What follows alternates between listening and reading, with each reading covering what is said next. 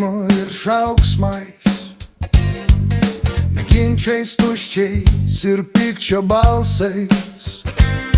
Ji kyla iš darbo su savimi, iš minties, kuri gilyn veda vis.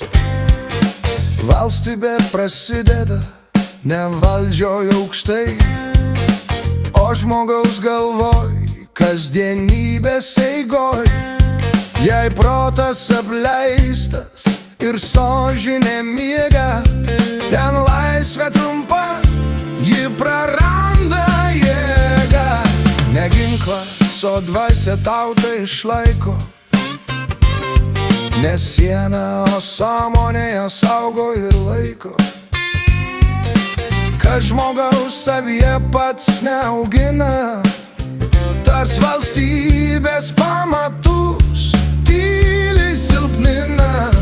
Pilietis ne jėga ir ne baime kuriemas, ne riksmais ar spaudimu jis formuojamas, tik pavyzdžių darbu ir atsakomybė. Užauga tas, kuris laisvę gina.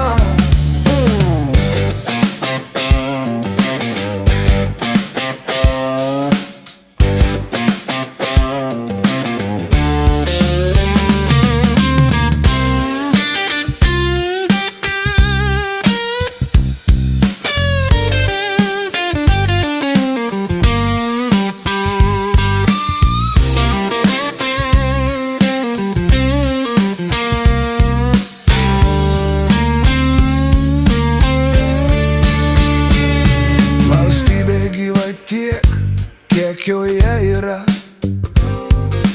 mąstančių žmonių, ne akla minia, nepaklusnių be klausimo ir be proto, o suprantančių pareigai ir savo rytojų. Tauta nežūsta nuo svetimų smūgių, ji nyksta nuo vidaus tuštumų.